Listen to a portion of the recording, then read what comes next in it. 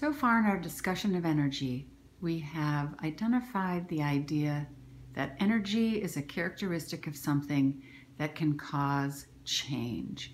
Today, we're going to be taking a look at kinetic energy. We're going to look for the relationship between the velocity of an object and the amount of change that it can cause in another object. And that amount of change is going to be the kinetic energy. So let me tell you the things we're going to need. The things we're going to need for this experiment are very similar to our previous experiment. You are already familiar with a photo gate. So for the photo gate, we're going to be pushing a cart through it, and it can measure the velocity, which we can read off of the LabQuest. In addition, we're going to need a cart and a flag and some extra masses that we can put on our cart. And then this object. This is just one of those marker cases filled with a bag of sand.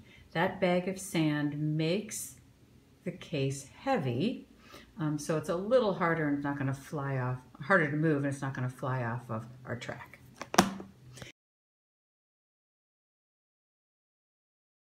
So let me show you the basic procedure. We're going to start with the box of sand aligned on the track, and as I look from above, you can see that the front edge of the box is aligned with the right-hand edge of the blue tape.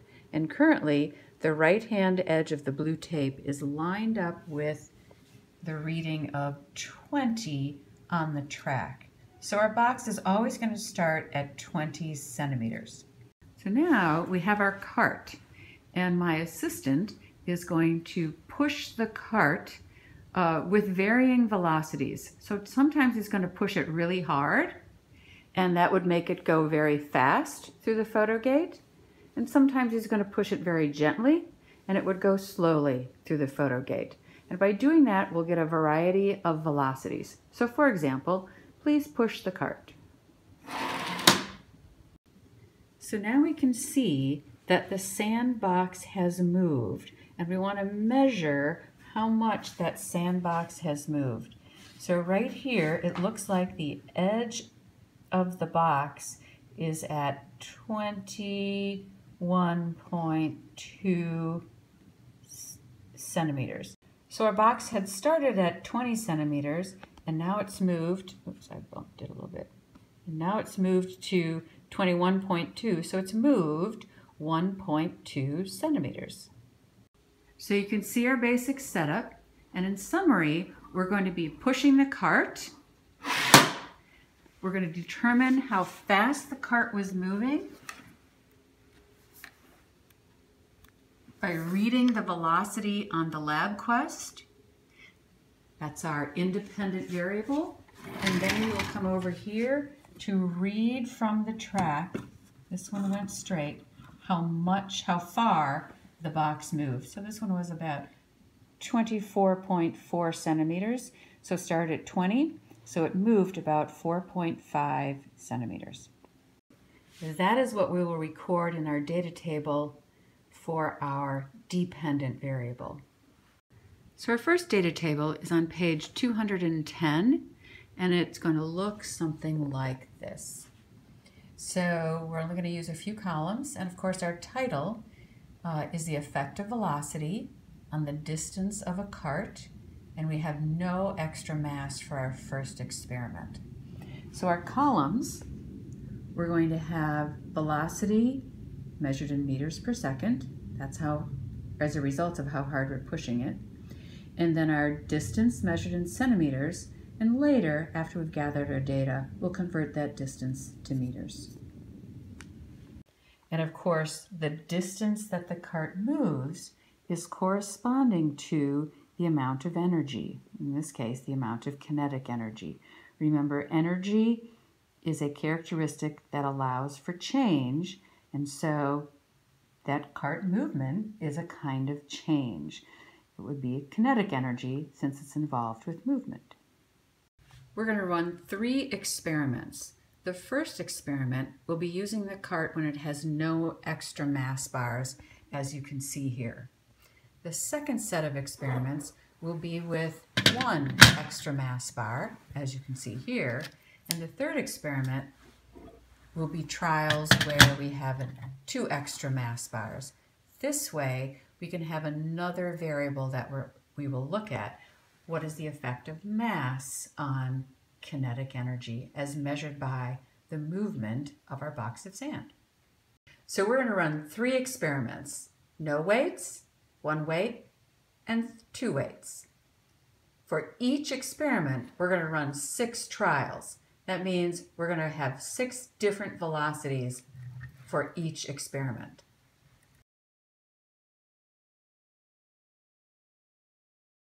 So this is experiment number 1, push number 1.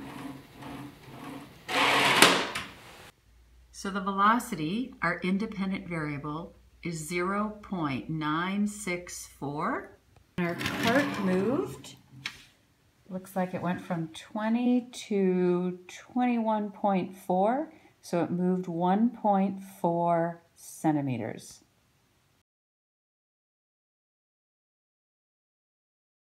This is run number 2.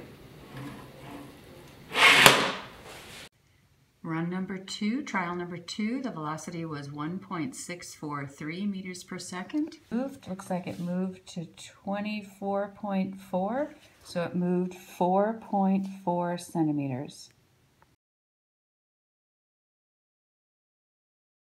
All right, this is run number 3. Velocity of run number 3 is 1.57, and it moved to 23.9 centimeters.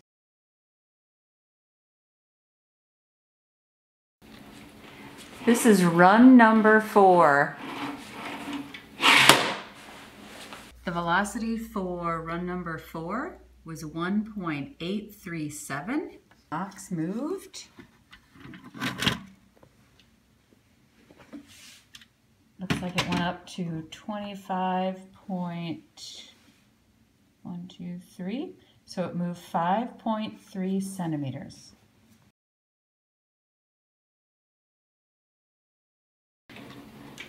So this is run number 5. Velocity for run number 5 is 1.200 meters per second. And our cart moved to about 22.4, so it moved 2.4 centimeters. And run number 6 for experiment number 1. Velocity for this run was 0.562. The distance that this one moved was not very much. It looks like it's at 20.8. So it moved 0.8 centimeters. That's the end of our data gathering for experiment number 1. Let's double check that you were able to record all the data correctly. So here we are looking at the effective velocity on the distance the cart moved, and here are our values. So double check. Now that we have the data, you'll want to convert our distances that the sandbox moved into meters from centimeters, and then you'll be graphing our velocities on our x-axis and our distance on the y-axis, either by hand or in the computer, on the computer. Your teacher will explain the next step. These are the sets of experiments, these are the sets of trials for experiment number 2, where we have 2 extra mass bars, or about triple the mass, compared to our first set of experiments.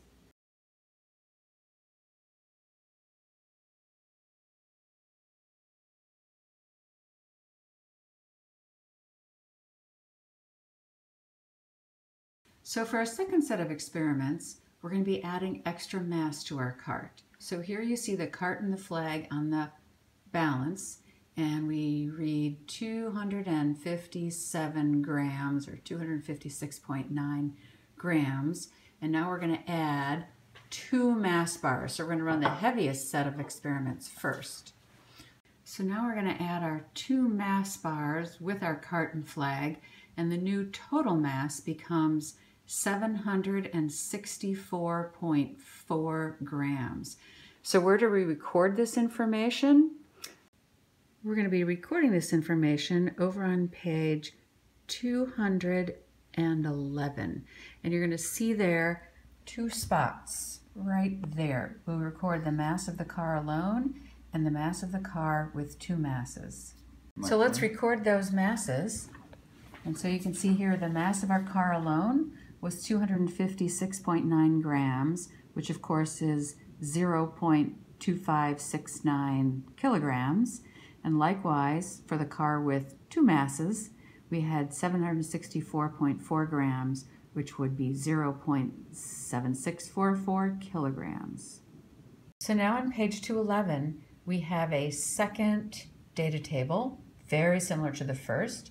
This time, we're looking at the effective velocity on the distance of our cart, but with 2 mass bars. So we simply need to add that to our title, and our columns will be the same. We'll have our velocity in meters per second, our distance in centimeters, and then we'll convert that distance to meter before we do our graphing.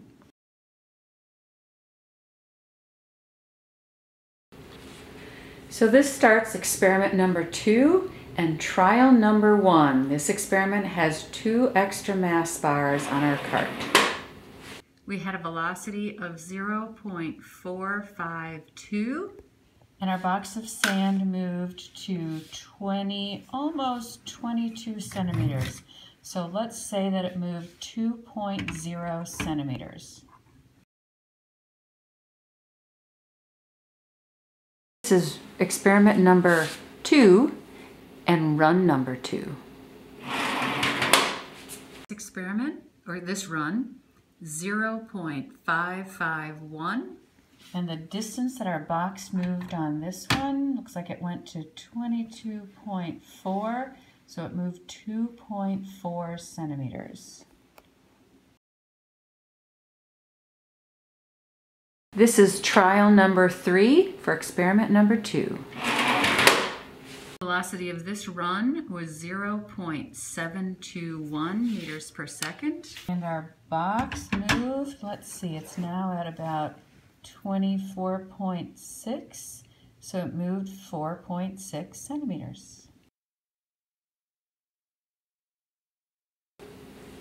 So this is trial number 4.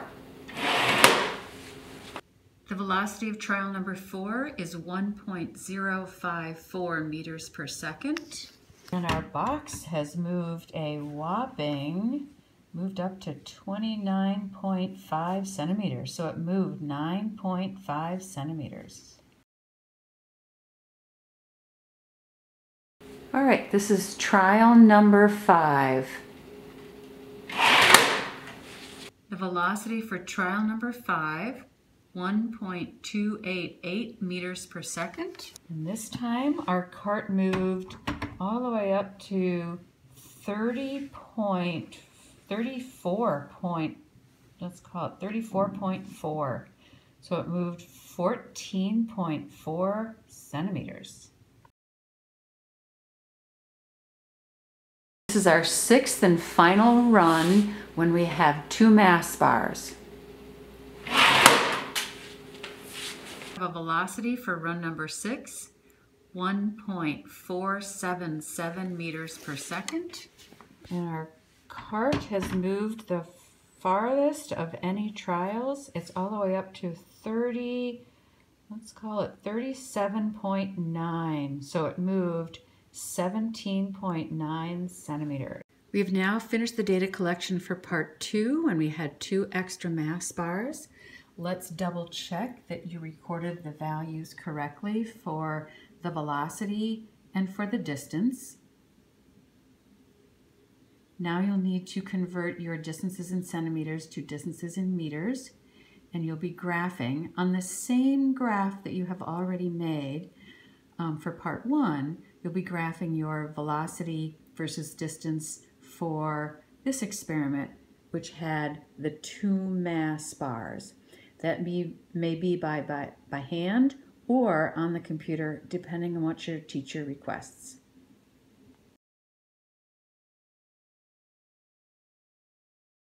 So we're up to our third and final experiment. So this time we're going to be adding 1 extra mass bar. Recall that our cart and its flag alone have a mass of 256.9 grams. And when we add the extra mass bar, it has probably just about doubled to 510.6 grams. For the third experiment, our data will be recorded on page 212. So on page 212, there's a spot where we can record our mass of our cart, flag, and mass, and that is now 0.5107. Our title is nearly the same, the effective velocity on the distance our cart moved with 1 mass bar, and here's our same columns. We'll have a velocity, the distance that our sandbox moved, and we'll convert that to meters before we graph.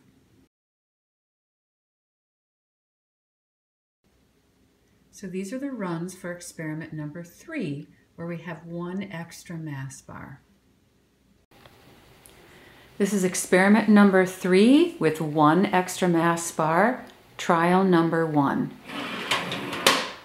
The velocity of trial number 1, 0.486. And our box moved to about 21 centimeters. So let's take that back, maybe 21.1 centimeters. So we'll say the box moved 1.1 centimeters. This is trial number 2 for our third experiment. The velocity of our cart was 0.913 for trial number 2. And our box of sand moved to 24.0, so it moved about 4.0 centimeters. This is trial number 3 for experiment 3. Velocity of this run was 0.826 meters per second. Distance our cart moved was to 23.2. So it moved 3.2 centimeters. This is trial number 4 for experiment number 3. The velocity for trial number 4, 1.065 meters per second.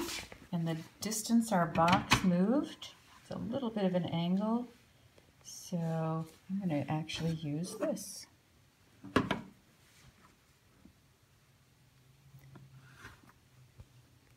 So that lines up with 25 centimeters, so it moved 5.0 centimeters.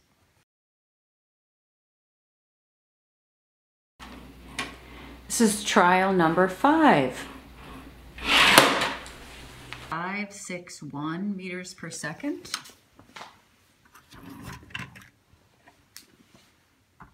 And our box moved to 31.1 centimeters for a distance of 11.1 centimeters. So this is trial number 6, our last and final trial for experiment number 3. Velocity for this last 6th trial, 1.742. The box with the sand is up to 0.9 centimeters. So 13.9 centimeters. We have now finished all the data gathering for part 3, where we had 1 mass bar on our cart, Let's double check our data to make sure that everything is recorded correctly. And of course, now you'll convert your distances in centimeters to distances in meters and add a third line to your graph. Currently you have a graph from parts 1 and 2. Let's say you have one graph from parts 1 and 2 with 2 lines, and this will be a third line that we will add to the graph.